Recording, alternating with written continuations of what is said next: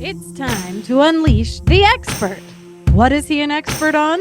Relationships, sex, spirituality, and rediscovering yourself beyond the trauma. Get ready to unleash more purpose, passion, and pleasure in your life. Here's the expert himself, Mr. Brannon Patrick.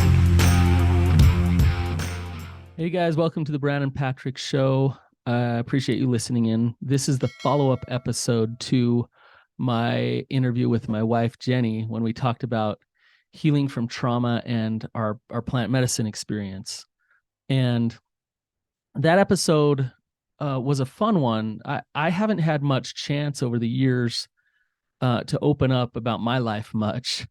I've talked for hours, and some of you guys might have been listening to me for the last 5 years and maybe don't know much about me or my personal life. And so that was a fun one because one, I had my wife on and I love having her on.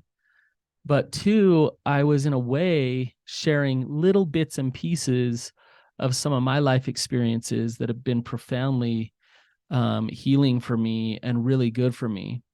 And I believe that I do have a unique perspective because I've been on both sides of the fence, so to speak, when it comes to treatment and healing.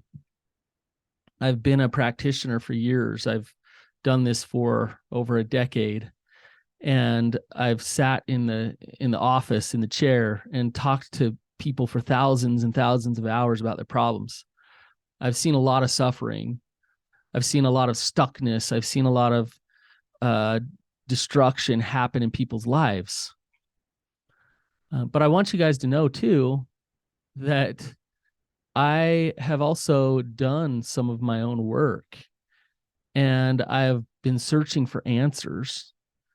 And I can't just make a living off of doing therapy on people all the time and just keep doing something, but not really search for the best possible ways to help people and the best possible ways to help people heal.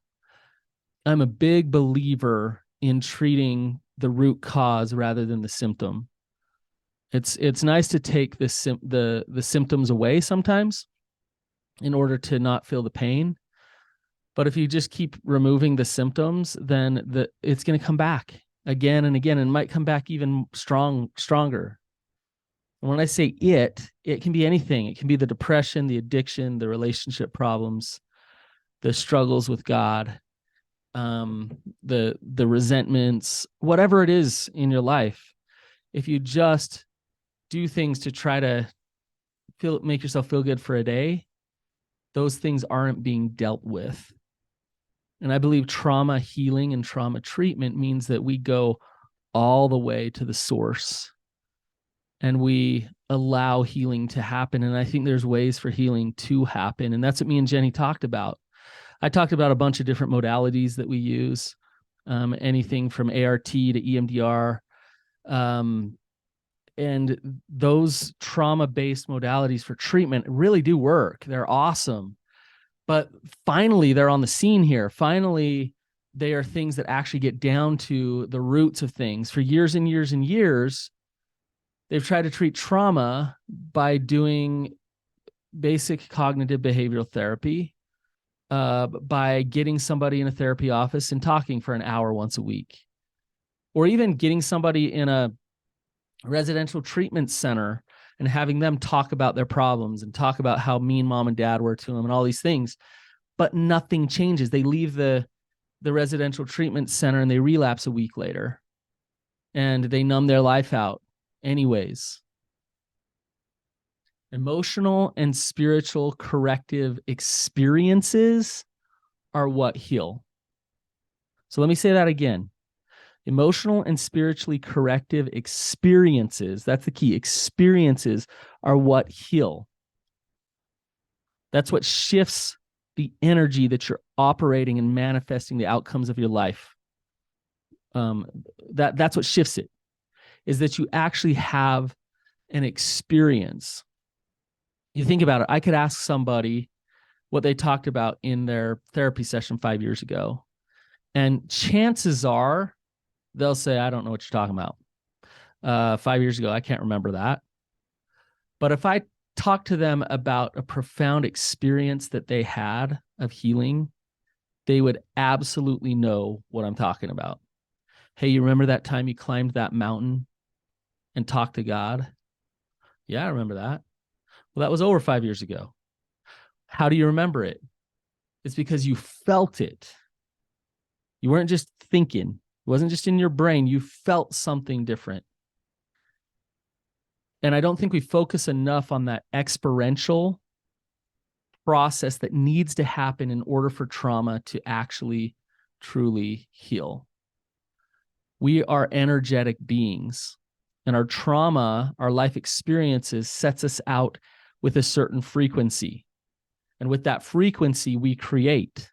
We create whatever we create, good or bad or whatever it is. And that frequency stays consistent. It does its thing until something changes it and stops it.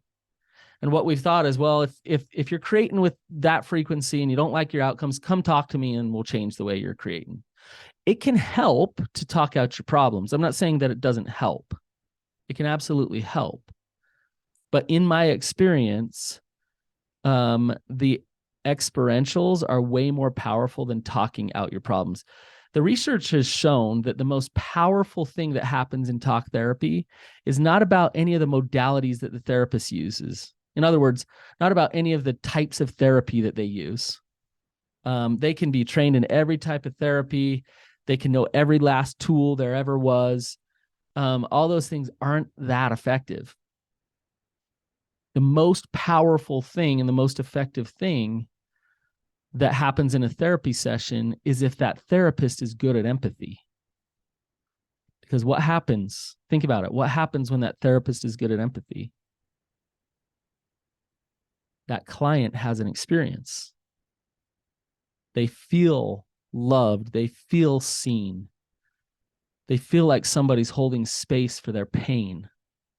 That's an emotionally corrective experience because that therapist is empathetic. That therapist is resonating with them and holding that space with them. They experience love. They experience connection. What do you know? That actually is a profound experience that can do a lot of good. And the research shows that is the most important thing that a therapist can do is actually empathize. So our trauma keeps us locked in to creating the same things over and over and over again. Let me give you an example. In Michael Singer's book, he talks about the untethered soul. He talks about how if I experience abandonment and rejection as a child, and I believe that I'm not lovable and that I'll get rejected, then let's say fast forward into my adulthood, I get into a relationship. And as I'm in that relationship, what I do is I notice every way in which my partner's probably going to abandon me and probably going to reject me. I look for evidence that that partner is actually going to do that to me. I actually will find a partner that I believe will reject me because I am resonating in that space of shame, of I'm not lovable. So I'm going to find somebody who's not going to create safety and connection for me. And even if they do a little bit, then I'm going to sabotage it because I know in the end, they're going to hurt me. So I might as well be difficult in the relationship or do whatever I can to make sure that that rejection actually does happen. And what do you know? When I get dumped, all of my trauma messages, beliefs, systems are proven true. And I go off in the world with that same belief system till I end up in a therapist's office. In that therapist's office, we talk about how everybody rejects me and how horrible it is. And I walk out of that office and it stays the same. Nothing really changes. Not until I have an emotionally, spiritually corrective experience. Trauma beliefs and faulty core beliefs that create these things in our life have a way of protecting themselves. So what I mean is they are really good at not letting you step out of out of the perspective that you have and pushing you right back into the perspective that you do have. Because if you go beyond that perspective that you have, you could get hurt. So if I believe that I'm unlovable or that I'm going to get abandoned, then what would it be like for me to show up as if I'm lovable, or that people are going to be there for me and not abandon me? Well, that's terrifying. I don't want to do that, because then like I could get hurt. So when you've experienced painful trauma, our natural, the natural thing that we do as human beings is we develop these protective parts that make sure that that trauma doesn't happen again. But that's highly problematic, because then what we do are these self-fulfilling prophecies and create these very things in our life that we don't want. Those parts that are protecting us are actually undermining us and creating the very thing that we don't want. Let's say that let's say my dad told me I was stupid when I was a kid. I'm just making this up. My dad said, "You're stupid." So that was trauma. So I believed I'm stupid. So I go out and I create stupid. I act stupid. I get bad grades. I don't go to college. I don't try to put myself out there and learn and grow or whatever. And what do you know?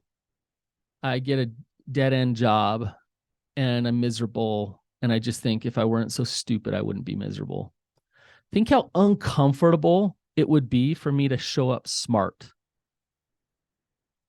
Think how awkward it would be for me to show up as, I know that I can do hard things with my mind.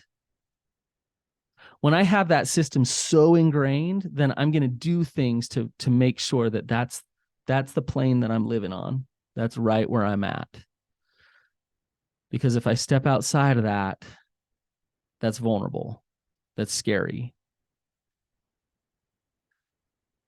This pain, this fear, this trauma, these systems, they work so well, and they're so unconscious and so automatic, we don't even realize we're in them. And unless you're willing to take a step back and look at the outcomes of your life, you won't realize you're in them. You'll just do it. You'll just automatically do it again and again and again. But if you're willing to take a look at the outcomes of your life, if you're brave enough to believe that you are a powerful creator who doesn't have to live in the suffering of your life, then you're in for a journey. And it's going to take some courage, but it's going to be freaking awesome. So, one thing that Jenny and I talked about, and really in my story as I was talking to Jenny, I hope that you could hear in that some of my risks that I took. Being raised very conservative, very religious. Religion was very much there in my face all the time.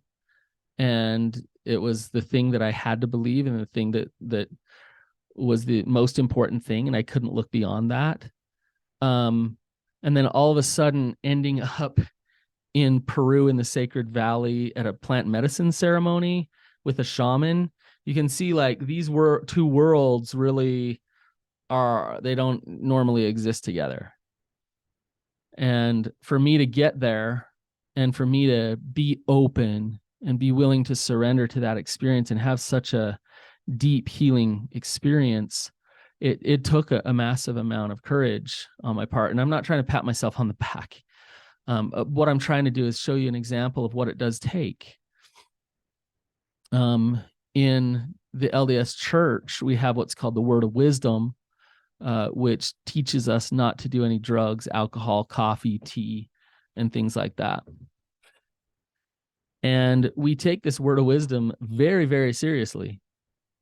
So much so that if you break the Word of Wisdom, you can't go in the temple, which means you can't go to loved ones' weddings and things like that. So breaking the Word of Wisdom is a big deal. You don't do that. I spent my life, a lot of my life, adhering to this word of wisdom very, very carefully. No tea, no coffee, no alcohol, no cigarettes, no drugs. And I had researched psychedelics and plant medicine a lot, and I had learned a lot before I did it. And the things that I learned didn't match up with the fear mongering that had taken place. I think both from the religion that I was in, but also the culture of like, man, you're going to go just be so addicted and your life's going to just fall off the wagon and you're going to be messed up. It's kind of what, and God's going to be disappointed. God's going to be unhappy, all of these things. And yet there was something inside of me saying, it feels right. It feels good. I've researched this a lot. I know it's non-addictive. And it really is. I've had no desire to do it since I did it, 3 years ago. It's non-addictive.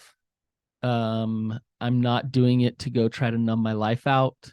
I'm not doing it to try to avoid anything. In fact, it's quite the opposite. My intention is to go to somewhere beautiful, somewhere sacred, and have a deep healing experience. And that was my intention with it. And as I grappled with all of the other messages saying, oh, no, you don't,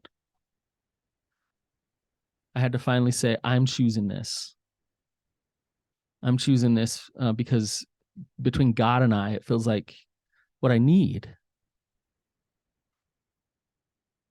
So I went to Peru with Jenny and had the most healing, sacred, spiritual, emotional, spiritual, corrective experience of my life. And I had this experience, and as a therapist who had been doing talk therapy for so long, trying to help people with their trauma, as I had this personal experience myself, how was I supposed to come home and keep all of this to myself? I felt like I would be a fraud.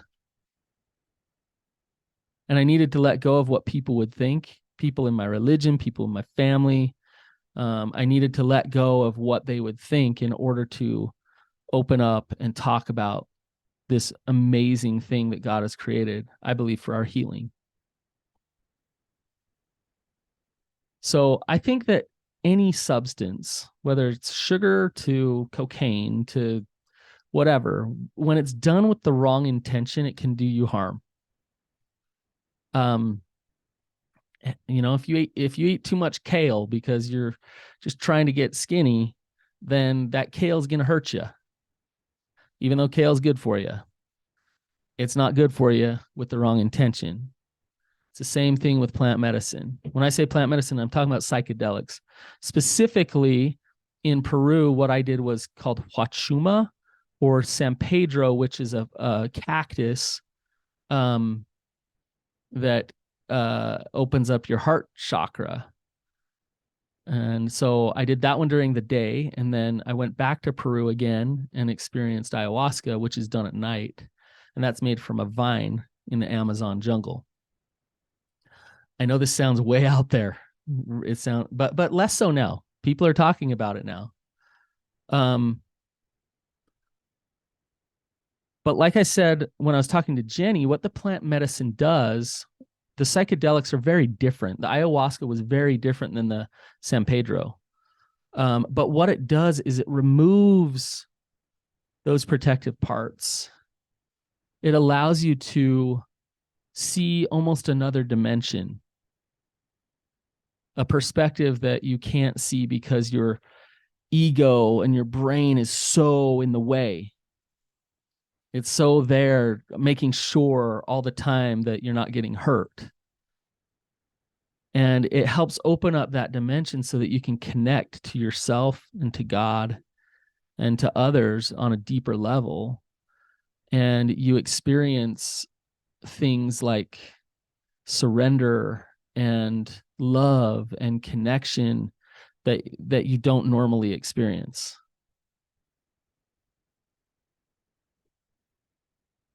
So With EMDR, meditation, ART, certain modalities with therapy, a lot of what that therapist is doing is as they're doing the kind of pre-workup to they call it bilateral stimulation when you actually process your trauma.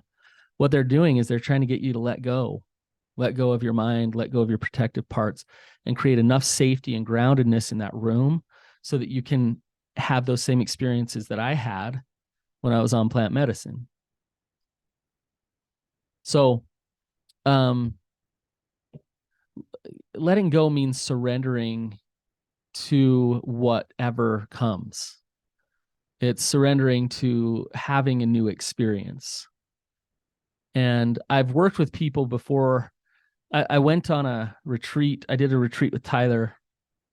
Me and Tyler, by the way, our retreats are awesome. And the reason they're so awesome is because we have such powerful spiritual and emotional experiences there. And we facilitated this one experience that's pretty intense, really powerful. Most people were crying. Some people were even like they were releasing their emotions and just really having a strong experience. And the experience ended, and I walked up to this guy. He said, "Hey, come talk to me real quick." So I walked up to this guy and he said, "I didn't feel anything. There's nothing here. I feel nothing." And I could feel how guarded he is with his emotions. He doesn't want to show how he's resonating. He doesn't want to show his frequency. And he's so good at it that even if he really tries to not do it anymore, he still shuts himself down on an emotional level. And so he struggled with actually having that emotionally, spiritually corrective experience because he was so guarded. And I believe that there's a way to everybody's heart. There's a way to everybody's soul, but some are much more protected than others. And some make sure that you don't get too vulnerable there. So if you're that person, I would recommend you really practice some intention, some strong intention, so that you can go to a place of surrender and have an emotionally, spiritually corrective experience. I can tell you firsthand that it works. I can tell you secondhand that it works because I've taken people to Peru as well. And I've seen the transformational healing that has happened. I've done EMDR. I've both done it myself and I've had it done on me. And I can tell you, it's powerful. So, you guys, if anything, I hope this episode has got you thinking a little bit in terms of how you're going to address your own trauma healing. If you have any questions about it, comments about it, please don't hesitate to comment below. I would love discussion. I saw on our last episode that I already got comments from somebody trying to sell psilocybin and psychedelics and things. That does not come from me, just so you know. That is not what I'm trying to do. I am just trying to let you know that there are ways to actually heal from your trauma. You guys, hope this was helpful. Please rate and review this episode and have a wonderful day. See ya.